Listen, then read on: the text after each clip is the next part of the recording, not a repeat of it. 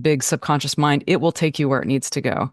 So again, it's like sitting in a movie theater. You might see things, you might have different sensations in your body. There are no wrong answers. Sometimes people go back as far as being in the womb. I've had people go back to other lifetimes.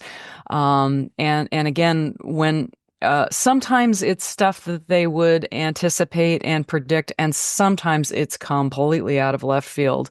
The other question that you asked me is about is how the level of severity of the trauma. Sometimes it's business people that just, can't get the results that they're looking for because they're running up against blocks and barriers. Like one gal who, so I have a podcast as well and a YouTube channel, and a lot of these recordings are on there. There was a gal that I met in an advanced Dr. Joe Dispenza meditation, and she said, "Look, I didn't have any problem asking money when I was an attorney, but now that I'm a gallerist in Switzerland, I just can't ask money for art. I don't know what the problem is."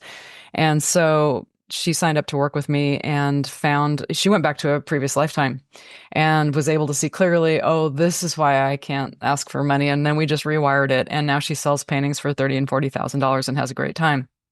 Another gal that I worked with is a wonderful oral surgeon. And when she was doing her homework with her sister, her father said something unkind because her sister was even smarter than she is and is a leading surgeon in the country. So she interpreted that I'm not worthy. So she didn't feel comfortable asking for money. And that was the issue that she wanted to resolve. So I called her up 2 months later and I said, "Hey, how's it going with that issue?" And she says, "Oh my God, I go home with more energy. I'm a better wife. I'm a better mother." I said, "Dollar wise, what's it worth to be able to ask for what you're worth?" She says, "I make about an extra $10,000 a month." Yeah, that's a nice little addition to your salary. Nice. So basically, it doesn't matter the level of trauma so much. I really need somebody who's committed to change because the brain prefers a familiar hell to an unfamiliar heaven. I know it's cliche, but it's so true because the brain is tribal in nature. It thinks that what's familiar is safe. It's going to keep diverting to back to that familiar thing, even if that familiar thing is horrible, because it falsely thinks that that is safe. And so once it can see, oh, wow, that I'm holding onto a hot poker, that's dangerous, it's hurting me, it'll be willing to make a change. But you have to give it a very, very clear list of instructions and a pathway to that change.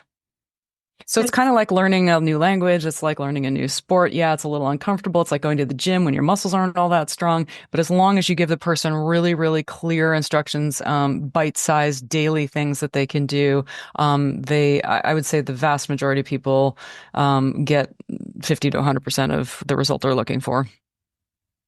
Now, that's incredible, first of all. But you said that some people go back to other lifetimes. So have you seen that it's common for people to have these traumas that actually aren't from this lifetime and it's something that they've carried with them through different past lives?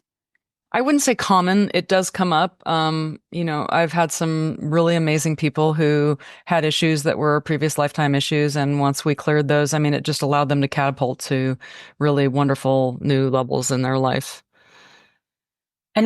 So can you explain to us a little bit about what your method is that you do with people? So say someone calls you up and says, okay, I'm really stuck. I can't attract clients in my business. What's the process that